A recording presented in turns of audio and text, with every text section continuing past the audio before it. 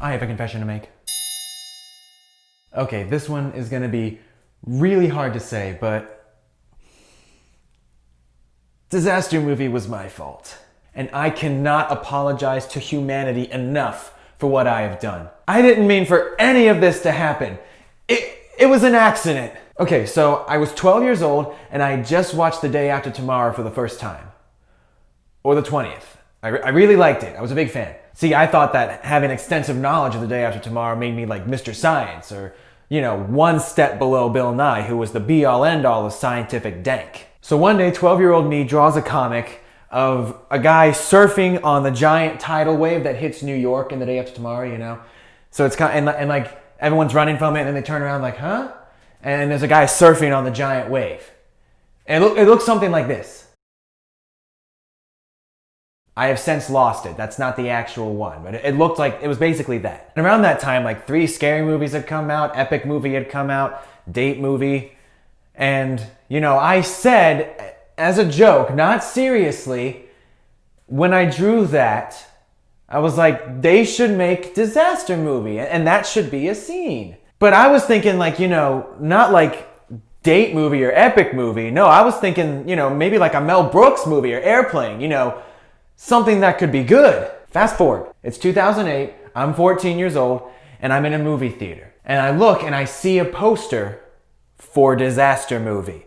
And what is the poster? It's the Statue of Liberty with the giant wave on it, and it's got a snorkel on. And the poster tagline said, Al Gore was right.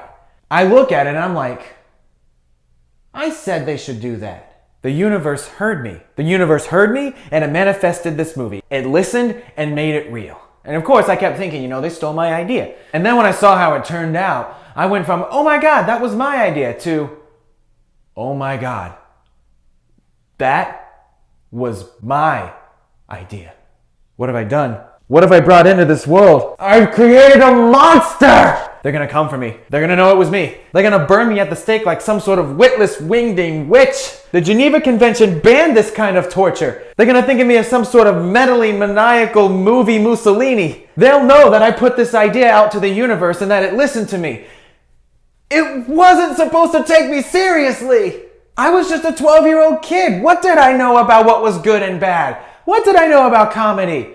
I thought that I was the first one to make the I'm a fun guy joke in my science class, and that made me some sort of comic genius, and that I therefore invented comedy. I was only a 12-year-old kid.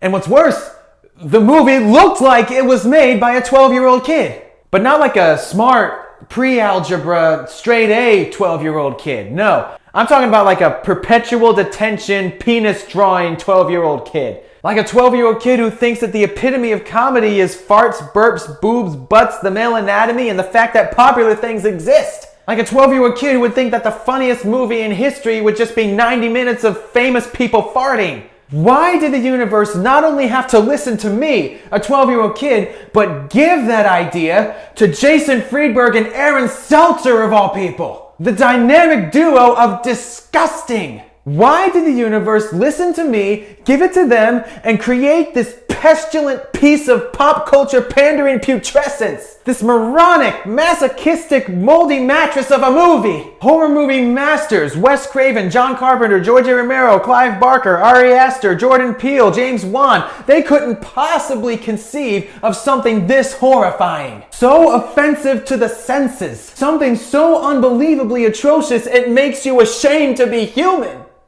Maybe Friedberg and Seltzer were spying on me. Maybe they knew that it was my 12-year-old self's idea. So they went ahead and created this crime against humanity, made their money and sowed their chaos, knowing that it wasn't their idea in the first place. So they had no responsibility and no guilt, leaving the fallout of this unnatural disaster to fall squarely on my shoulders, where that burden has stayed for the past 12 long years. Well, now I have finally confessed. I can no longer live with this burden or this guilt. I will accept whatever terrible punishment the world sees fit for me for the vile act that I committed against it.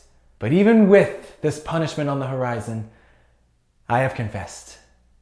I feel so much better now, and I hope that you do too.